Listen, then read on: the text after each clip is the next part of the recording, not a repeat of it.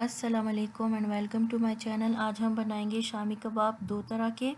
इसके लिए सबसे पहले हमें बोनलेस बीफ मीट चाहिए 300 ग्राम्स, चना दाल चाहिए 100 ग्राम्स, तेज़ पत्ते चाहिए 3 अदद, लौंग हमें चाहिए तकरीबन 10 अदद, बड़ी इलायची हमें चाहिए 5 अदद, काली मिर्च हमें चाहिए तकरीबन 12 अदद, ड्राइड रेड चिली हमें चाहिए 8 से 10 अदद, सॉल्ट टू टेस्ट, सफ़ेद ज़ीरा हमें चाहिए तकरीबन 1 टेबल स्पून, गार्लिक हमें चाहिए तकरीबन 6 टू 7, जिंजर हमें चाहिए तकरीबन 1 इंच का टुकड़ा, कोरिएंडर यानी कि धनिया हमें चाहिए 1 टेबल स्पून और 2 अदद सिनेमन स्टिक्स यानी दालचीनी के स्टिक्स। इन सारी चीज़ों को हम एक पॉट में डालेंगे और इसमें 2 गिलास पानी डालकर इसे पकाएंगे और आखिर में इसमें तकरीबन एक छोटा आलू भी डालकर इसे पकाएंगे। हम इसे इतना पकाएंगे कि ये बिल्कुल ही खुश्क हो जाए, इसमें पानी अच्छे से खुश्क हो जाए और ये इसमें सब चीज़ें अच्छे से बन जाएं।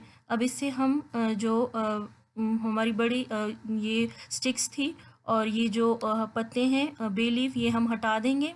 इसके अलावा हमें दही चाहिए 2 टेबल स्पून। इसके अलावा हमें 3 टेबल स्पून चावल का आटा चाहिए और ये ग्रीन चिली और ताज़ा धनिया हमें चाहिए। अब हम एक 2 अंडे इसके अलावा हमें चाहिए। अब हम एक चॉपर लेंगे और चॉपर में जो सारा मिक्सचर था वो डालेंगे और इसके साथ ही हम जो ये सारे इंग्रेडिएंट्स मैंने अभी आपको बताए हैं ये भी साथ में डालेंगे। इस तरह का मिक्सचर बन जाना चाहिए।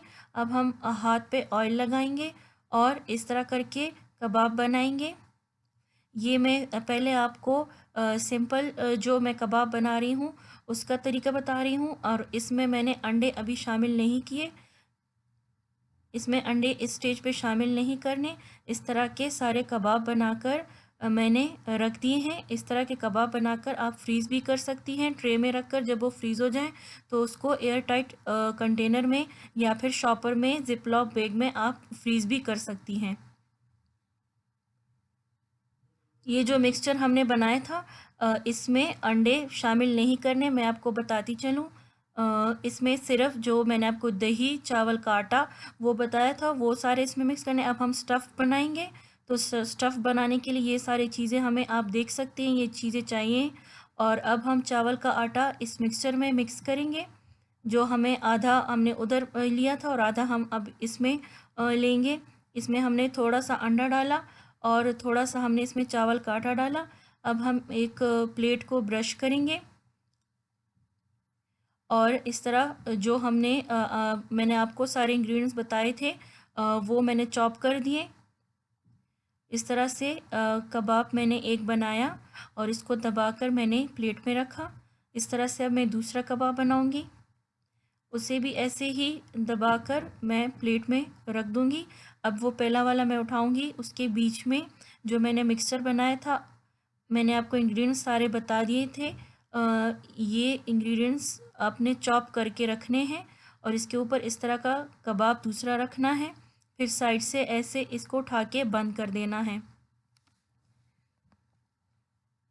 दूसरा तरीका ये है कि आप हाथ को ऑयल लगाएंगे, इस तरह करके एक बड़ा सा पेड़ा लेंगे, एक कबाब बनाएंगे बड़ा सा, उसके बीच में ये चॉप किया हुआ मिक्सचर रखेंगे, उस साइड से उठा उठा के बीच में लेकर आना है और इसे बंद करते जाना है।